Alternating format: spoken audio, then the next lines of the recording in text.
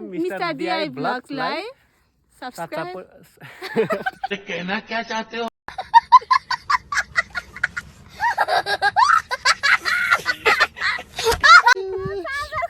Hello साथीहरू, फेरि पनि मेरो नयाँ ब्लगमा स्वागत छ तपाईँहरूलाई।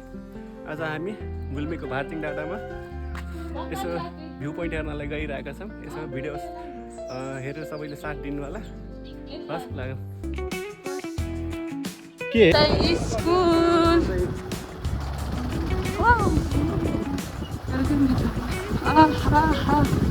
हामी चाहिँ हिँडिसक्यौँ। यहाँ अलिक छिनपछि चाहिँ हाम्रो बागलुङको सिमाना सकिएर हामी गुल्मीमा लाग्छौँ। अन्त प्रदेश नम्बर 5 हो नि, प्रदेश नम्बर 5।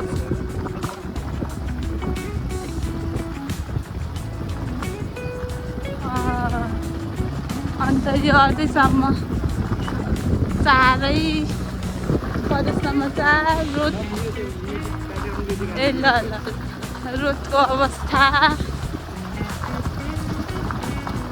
रोड चाहिँ अलिक विचार गरेर हिँड्नुपर्ने अवस्था छ।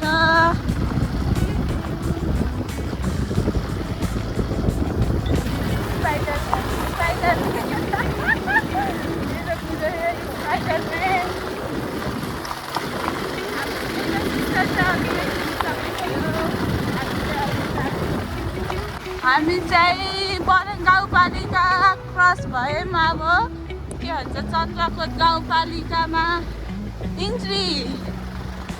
यो चाहिँ प्रदेश नम्बर 5।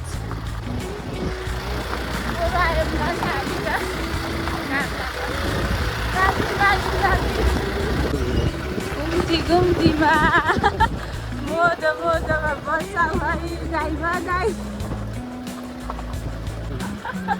हिँड्नु बिस्तारै बिस्तारै।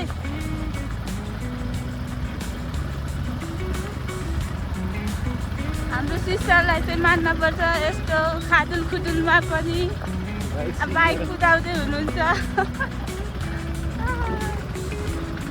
भयो यो पोखरी पुरा छेकिए।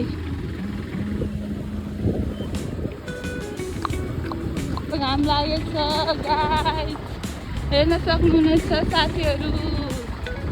यो चाहिँ पुरा देखिने जति छ गुल्मी।